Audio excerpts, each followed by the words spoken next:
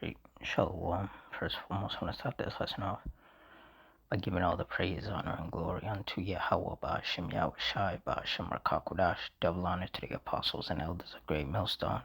Honors to all the brothers who are fervently preaching the word in sincerity and in faith. Shalom to the sincere Aqua. And shalom to the scattered Israelites who are amongst these heathen nations and look like these heathens.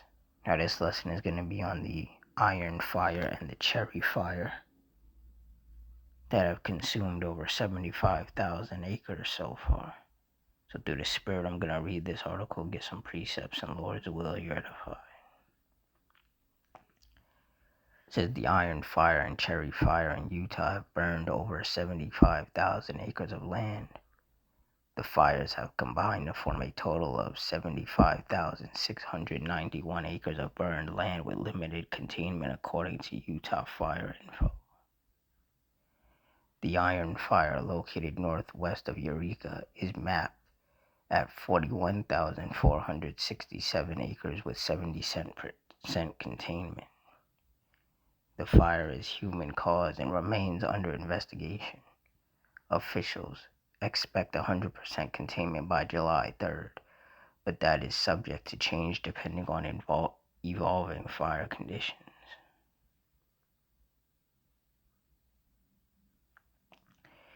The cherry fire, which combined with the Maple Peak fire on June 26, has burned 34,224 acres. It is 21% contained. The lightning-caused wildfire is located southwest of Mammoth. Utah Fire Sense says that common prevention tactics can help prevent approximately 70% of all wildfires in the state. Their website reads, "You already know heat or sparks plus dry grass equals a whole lot of trouble. So the next time you're camping or shooting or otherwise enjoying the great outdoors in this great state of ours, use your brain before things get too hot to handle." When recreating outdoors, Utah Fire Sense says you should only burn in permitted areas, completely douse campfires, and clear out potential fire hazards such as dry grass when you're out shooting, parking, or building a campfire. Additionally, experts recommend checking your vehicle to make sure your car won't ignite sparks or overheat. If you have trailer chains, you should ensure that they do not drag on the roads. You should also check your brakes and tires to avoid excessive wear and tear.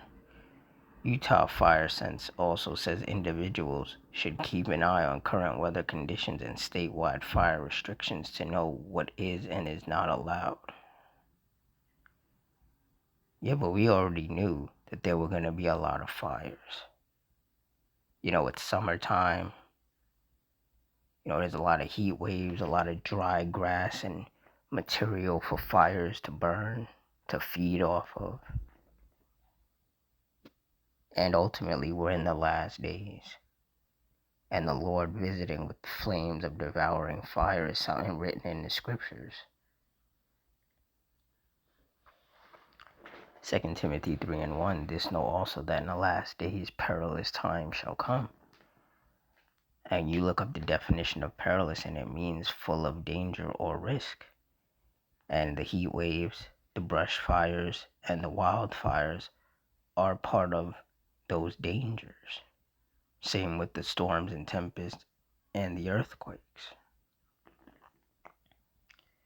And these things together are part of what makes these perilous times. But altogether, these are signs of the last days that we are clearly living in.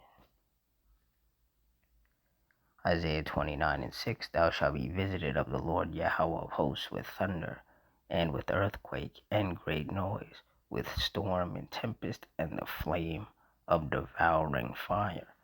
And that is exactly what these brush fires and these wildfires are. They're flames of devouring fire. They destroy, hundreds, if not several thousands of acres of land, depending on how intense they are and what area they're happening in. Because if there's nothing but open, dry grass fields around, then that fire is going to spread pretty rapidly because it has a lot to fuel. It has a lot to fuel it.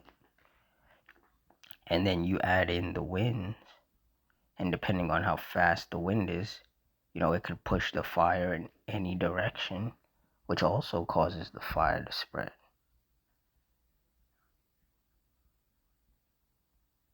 The men of the Lord, through the Spirit, have been prophesying that these events were going to be taking place. There's been a lot of storms and tempests happening, a lot of rain, a lot of flooding, a lot of lightning, a lot of hail. There's been a lot of tornadoes in certain parts of the U.S., been tropical storms happening in different parts of the world, and there's been a lot of fires. And obviously, some devastating earthquakes, like what Venezuela is experiencing.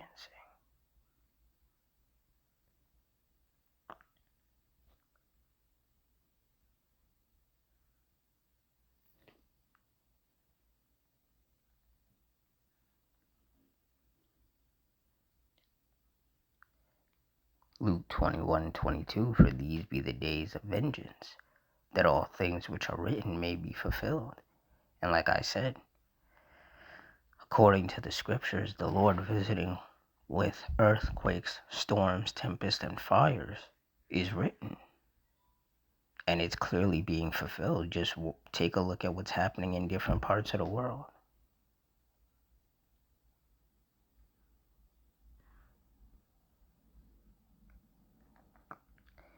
Luke 21:36, watch ye therefore and pray always, that ye may be accounted worthy to escape all these things that shall come to pass and to stand before the Son of Man. And that is what those of us of the hopeful elect are doing. We're watching. We're watching the fires and the earthquakes and the storms and tempests happen. The wars and rumors of wars. We're watching the economy continue to collapse and the price of everything continue to go up. More and more people are struggling. And we're praying that the Lord accounts us worthy to escape these things. To escape all the chaos and the death and destruction that we know He's about to unleash upon the earth to punish these wicked kingdoms and these wicked people.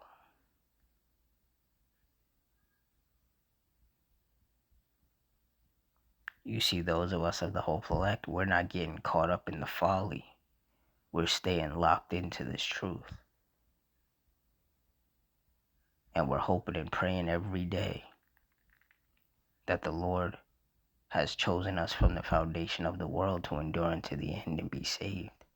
Because we know things are about to get worse and worse, and they're going to hit a point that the world itself has never experienced before.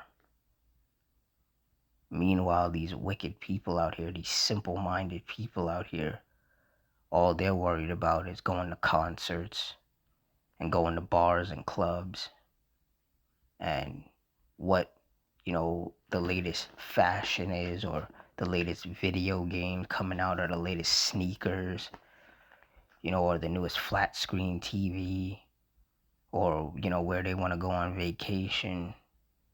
They're worried about a bunch of nonsense. Meanwhile, the Lord is daily bringing heavy judgments upon the earth that are resulting in a lot of people either being wounded or killed, or losing their business or losing their home. The Lord is bringing physical, mental, emotional, and financial judgment upon people every day, upon wicked men, women, and children.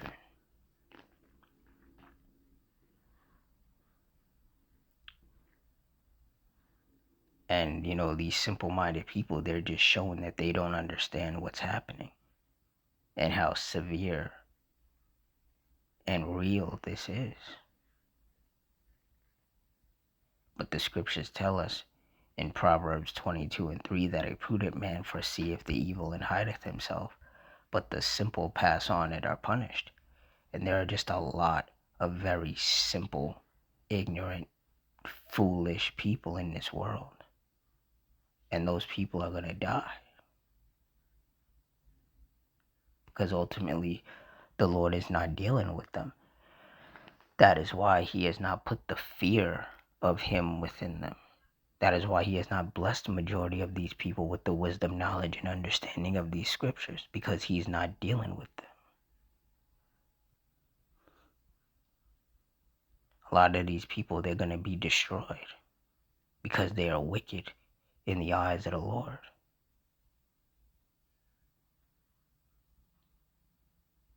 And this destruction that we're seeing, the devastating earthquakes and the destructive fires and storms and tempests, as bad as they already are, they're going to get so much worse. People have no idea just how bad the Lord is going to allow things to get. But see, those of us of the hopeful elect, we're not taking any risk through the spirit of Yahweh Ba'Shem Yahushai. We're, to the best of our ability, staying as fervent and as diligent in this faith as we can, keeping our hand on the plow and not looking back, hoping that we endure into the end and be saved, because that's ultimately the goal. But with that, I'm going to wrap it up here. Closing, I want to give all the praise, honor, and glory unto Yahweh Ba'Shem Yahushai, Ba'Shem Rakakudash, the water Yahweh Ba'Shem Yahushai, for putting His Spirit on me to do this lesson. Double honor to the apostles and elders, a great millstone. Honors toward our brothers who are fervently preaching the word in sincerity and in faith. Shalom to the sincere Akwath. Shalom to the scattered Israelites who are amongst these heathen nations and look like these heathens. Hope you all stay strong, stay safe, stay fervent, stay circumspect, stay prayed up. Adawan Ratazah. Till next time, Shalom.